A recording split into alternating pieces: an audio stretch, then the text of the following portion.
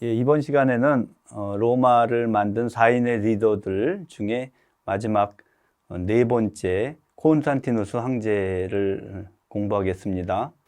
그가 이제 로마사에 등장하게 되는 과정이 디오클레티아누스와 거의 비슷합니다. 이 두 황제는 로마 역사에서 특히 로마 제정 후기 시대에 로마를 어떻게 이끌 것인가에 대해서 생각이 정반대였던 그런 이제 두 황제가 되겠습니다. 그는 272년 다키아의 나이수스에서 출생했는데요. 이 다키아는 오늘날에는 바로 크로아티아 오른쪽에 있는 세르비아입니다. 그래서 세르비아의 니스에서 출생했습니다. 그는 아버지가 콘스탄티우스고 어머니는 헬레나입니다. 근데 이 두 사람은 특히 콘스탄티우스는 디오클레티아누스 4제 통치할 때 주로 갈리아와 브리타니아를 통치하던 부제였습니다. 그런데 그 콘스탄티누스의 어머니였던 헬레나는 사실 별로 그렇게 신분이 높지 않았습니다. 그리고 두 사람 사이에 정식 결혼이라고 말하기도 어려운 그런 관계였는데 어쨌든 콘스탄티우스 장군, 젊은 장군이 헬레나라는 그 여자를 좋아해 가지고 그 사이에 태어난 것이 콘스탄티누스가 되겠습니다. 콘스탄티우스 아버지가 말이죠 289년에는 서방의 아우구스투스죠, 그 막시미아누스의 딸 테오도라와 결혼합니다. 완전히 정략 결혼인데요. 막시미아누스가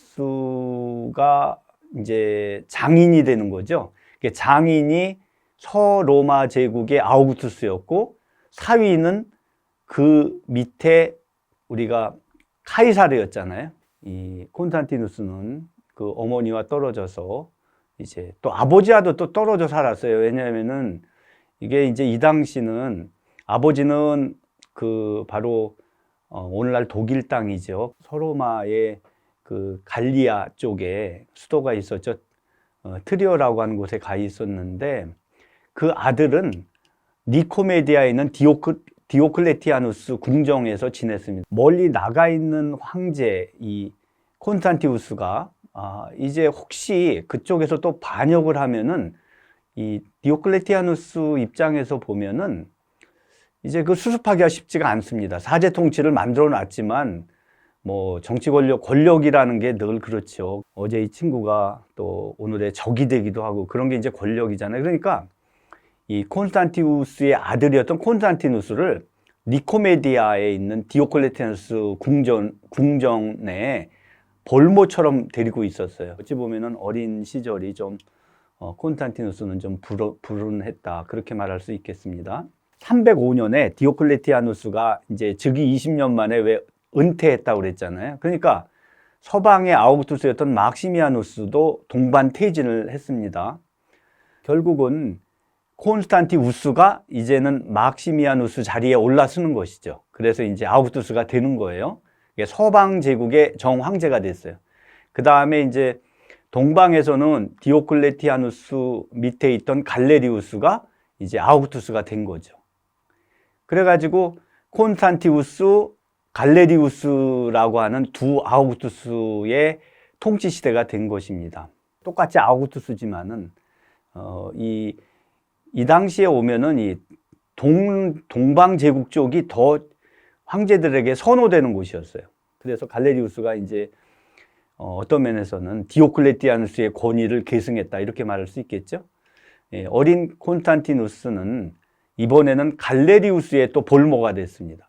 동로마 황제가 됐던 그 갈레리우스가 니코메디아를 차지하고 있었던 거죠. 아버지가 콘스탄티우스가 서로마의 아우구스투스가 됐는데 그가 306년에 요쿠에서 사망합니다. 그 요쿠에서 아버지가 갑자기 전사를 하는 바람에 서방의 아우구스투스 자리가 비게 된 겁니다. 이제 이런 상황이 벌어졌어요. 이제 거기에 이제 콘스탄티누스가 군대에 의해서 새로운 그 아버지의 자리를 계승하는 것입니다. 그런데 그게 매끄럽지가 못했어요. 왜냐하면 다른 황제 후보자들이 그걸 그대로 수용하지 않았어요. 이제 그래서 이제 그 내전이 일어납니다. 아버지가 여기 갈리아와 브리타니아 부제로 있다가 황제가 됐죠. 황제가 돼가지고 바로 죽으니까 아버지가 지휘하던 군단에 의해서 로마 황제가 선호된 거예요. 그랬더니 여기 로마 이탈리아를 장악하고 있던 막센티우스가, 이건 막시미아누스의 아들입니다. 여기 분명히 내 아버지가 아우구스투스였는데 왜 네가 아우구스투스냐? 그러면서 막센티우스가 로마에서 내가 아우구스투스다 그랬어요. 그러니까 콘스탄티누스 군대가 보니까 자기 아버지 콘스탄티우스가 죽었으니까, 아우구스투스가 죽었으니까 그 지위는 아들이 차지해야지, 막 이러면서 이제 서로 충돌이 된 거죠. 이게 바로 내전의 시작이 되겠습니다. 콘스탄티누스가 황제가 되는 길이 그렇게 만만치가 않아서 이 복잡한 과정을 거칩니다. 로마 북쪽에 보면 밀비우스 다리라는 게 있어요. 지금은 이제 이렇게 석조로 돼 있는데요. 여기에서 콘스탄티누스 군대와 막센티우스 군대가 충돌했습니다. 막센티우스가 여기다가 목조 다리를 몇 개 만들어 가지고 콘스탄티누스 군대의 남하를 저지하려고 그랬어요. 여기서 아주 역사적인 사건이 일어났습니다. 밀비우스 다리 전투와 관련된 고사가 있는데, 이제 이 내용을 우리에게 전해주는 자료는 두 개입니다. 이 락탄티우스라는 교회사가가 하나 있고, 또 하나는 유세비우스라고 하는 교회사가 있어요. 콘스탄티누스가 바로 밀비우스 전투를 앞두고 이 꿈을 꿨다. 콘스탄티누스의 꿈에 스타우그램이 꿈에 나타나 가지고 이 문양을 방패에 새기라는 음성을 들었고, 병사들 방패에 그 문양을 새기게 했다는 것이죠. 그래서 이걸 가지고 그 다음날 전투를 했더니 밀비우스 다리, 이제 나무로 만들었던, 갑자기 그게 무너지면서 막센티우스 군대가 전부 다 강물 속으로 수장됐다는 거예요. 요 스타우그램이 뭐냐 하면은 여기 타우하고 로라고 해서 그리스어로 타우로의 합성어인데요. 이 타우로라고 하는 헬라스어의 스타우로스의 약자인데요. 뭔 뜻이냐면 십자가라는 뜻입니다. 근데 유세비우스는 조금 다른 내용을 전합니다. 이제 황제에게 들은 이야기라면서 어떤 얘기를 하면은, 콘스탄티누스는 군대가 규모가 막센티우스의 2분의 1뿐이 안 됐습니다. 그리고 막센티우스는 로마를 이미 차지하고 있기 때문에 불리하다고 생각이 됐는데, 콘스탄티누스는 이때쯤에 갑자기 이게 그리스도교의 하나님이 뭔가 자기에게 이 계시를 주는 듯한 느낌을 받았습니다. 그래서 그는 전투를 앞두고 이 하나님이 오른손을 뻗쳐서 자기의 난관을 도와달라고 이렇게 기도를 했다는 거예요. 근데 기도를 하는 동안에 갑자기 하늘에서 이상한 표지가 나타났습니다. 하늘에서 태양 위로 뻗은 빛의 십자가가 나오고 태양이 화염을 가로지르면서 그리스어로 엔 투토니카, 라틴어로는 인 호크 시그노 빈케스라고 그랬는데, In this sign you will conquer. 요 표시로 네가 승리할 거다. 요런 문장이 하늘에서 갑자기 붉은색 십자가와 함께 같이 보였다는 거예요. 그래서 콘스탄티누스는 그것이 자기에게 준 하나님의 계시다, 이렇게 이제 생각을 했다는 것이죠. 바티칸 박물관에 가면 이제 라팔로의 방이 있는데, 거기 보면은 이렇게 이제 십자가가 나타났다는 요 그림. 그래서 이 콘스탄티누스가 여러 병사들하고 같이 봤다는 것입니다. 그리고 그 문구가 여기 이렇게 쓰여져 있었다는 것이죠. 그래서 이 십자가 표시를 방패에 새겨서 승리를 했다.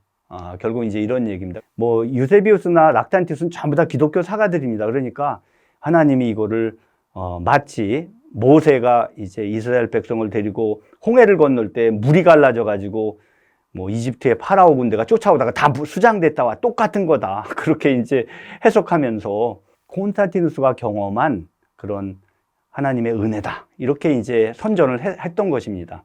막센티우스는 결국은 물에 빠져 죽었고, 그가 로마를 차지하면서 있었던 모든 조치는 다 무효화됐습니다.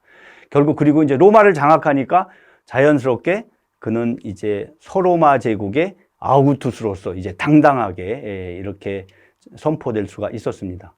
그리고 이제 312년인데요. 315년에 3년 뒤에 로마 원로는 콘스탄티누스에게 개선문을 로마 광장에 세워줍니다. 그래서 콘스탄티누스는 이제 막센티우스를 물리치고 로마의 주인이 됐습니다.